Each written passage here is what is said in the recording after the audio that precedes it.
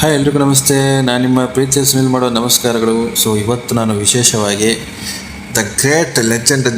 Greatest legend ಅಂತ ಅನ್ಬೋದು ಅವ್ರನ್ನ. ಪಾಪ್ ಸಿಂಗರ್ ಹೌದು, ಹಿಪ್ ಹಾಪ್ ಸಿಂಗರ್ ಹೌದು, ಅದ್ರ ಜೊತೆ ಶಾಸ್ತ್ರೀಯ ಸಂಗೀತದ ಅಭಿರುಚಿ ಇರುವಂತಹ ಒಂದು ಹಿರಿಯ ನಟಿನೂ ಹೌದು, ಹಿರಿಯ ಗಾಯಕಿನೂ ಹೌದು. ಸೊ ಅವರ ಒಂದು ಚಿಕ್ಕ ಪರಿಚಯ ಮಾಡುವ ಒಂದು ನಿಟ್ಟಿನಲ್ಲಿ ಈ ಒಂದು ವಿಡಿಯೋ ಮಾಡ್ತಿದ್ದೀನಿ. ಅವ್ರ ಹೆಸರು ಗ್ರೇಟ್ ಲೆಜೆಂಡ್ ಆಗಿರುವಂತಹ ಉಷಾ ಉತ್ತಪ್ಪ ಅವರ ಒಂದು ಬಯೋಗ್ರಫಿನ ನಿಮ್ಮ ಮುಂದೆ ಇಡೋಕ್ಕೆ ಇಷ್ಟಪಡ್ತಿದ್ದೀನಿ. So thank you. ನನ್ನ ಚಾನಲ್ನ ಲೈಕ್ ಮಾಡಿ, ಶೇರ್ ಮಾಡಿ, ಸಬ್ಸ್ಕ್ರೈಬ್ ಮಾಡಿ. ಸೊ ಈ ಥರನೇ ಸಪೋರ್ಟ್ ಕೊಡಿ. So thank you so much.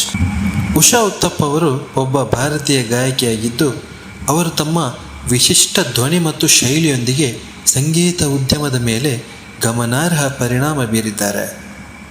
November 7, 1947ರಂದು ಭಾರತದ ಮುಂಬೈನಲ್ಲಿ ಜನಿಸಿದ ಉಷಾ ಉತ್ತಪ್ಪ 1960ರ ದಶಕದಲ್ಲಿ ತಮ್ಮ ವೃತ್ತಿ ಜೀವನವನ್ನು ಪ್ರಾರಂಭಿಸಿದರು ಮತ್ತು ಅಂದಿನಿಂದ ಭಾರತೀಯ ಸಂಗೀತದಲ್ಲಿ ಹೆಚ್ಚು ಗುರುತಿಸಬಹುದಾದ ಧ್ವನಿಗಳಲ್ಲಿ ಒಂದಾಗಿದ್ದಾರೆ.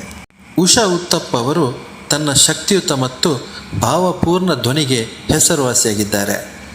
ಜೊತೆಗೆ ಹಿಂದಿ, ಬಂಗಾಳಿ, ತಮಿಳು ಮತ್ತು ಮಲಯಾಳಂ ಸೇರಿದಂತೆ ಅನೇಕ ಭಾಷೆಗಳಲ್ಲಿ ಹಾಡುವ ಸಾಮರ್ಥ್ಯ ಹೊಂದಿದ್ದಾರೆ. ಹರಿ ಓಂ ಹರಿ, ರಂಬಾಹೋ ಮತ್ತು ಡಾರ್ಲಿಂಗ್ನಂತಹ ಹಲವಾರು ವರ್ಷಗಳಲ್ಲಿ ಅವರು ಹಲವಾರು ಹಿಟ್ ಹಾಡುಗಳನ್ನು ಬಿಡುಗಡೆ ಮಾಡಿದ್ದಾರೆ. ಪಾಪ್, ಜಾಜ್ ಮತ್ತು ಭಾರತೀಯ ಶಾಸ್ತ್ರೀಯ ಸಂಗೀತದ ಅಂಶಗಳನ್ನು ಸಂಯೋಜಿಸುವ ಅವರ ವಿಶಿಷ್ಟ ಶೈಲಿಯು ಅವರಿಗೆ ನಿಷ್ಠಾವಂತ ಅಭಿಮಾನಿ ಬಳಗ ಮತ್ತು ವಿಮರ್ಶಾತ್ಮಕ ಮೆಚ್ಚುಗೆಯನ್ನು ಗಳಿಸಿದೆ. ತನ್ನ ವೃತ್ತಿ ಜೀವನದುದ್ದಕ್ಕೂ ಉಷಾ ಉತ್ತಪ್ಪ ಸಂಗೀತ ಉದ್ಯಮಕ್ಕೆ ನೀಡಿದ ಕೊಡುಗೆಗಳಿಗಾಗಿ ಹಲವಾರು ಪ್ರಶಸ್ತಿಗಳು ಮತ್ತು ಪುರಸ್ಕಾರಗಳನ್ನು ಪಡೆದಿದ್ದಾರೆ.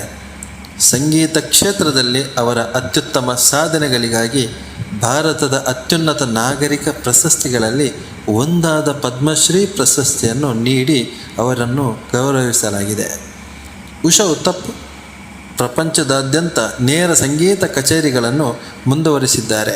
ಪ್ರೇಕ್ಷಕರನ್ನು ಅವರ ಪ್ರಬಲ ಧ್ವನಿ ಮತ್ತು ಸಾಂಕ್ರಾಮಿಕ ಶಕ್ತಿಯಿಂದ ಆಕರ್ಷಣೆ ಮಾಡಿದ್ದಾರೆ. ಕೊನೆಯಲ್ಲಿ ಉಷಾ ಉತ್ತಪ್ಪ ಒಬ್ಬ ಪೌರಾಣಿಕ ಗಾಯಕಿಯಾಗಿದ್ದು, ಸಂಗೀತ ಉದ್ಯಮದಲ್ಲಿ ತನ್ನ ಪ್ರತಿಭೆ, ಬಹುಮುಖತೆ ಮತ್ತು ವರ್ಚಸ್ಸಿನಿಂದ ಅಳಿಸಲಾಗದ ಗುರುತಾಗಿ ಬಿಟ್ಟಿದ್ದಾರೆ.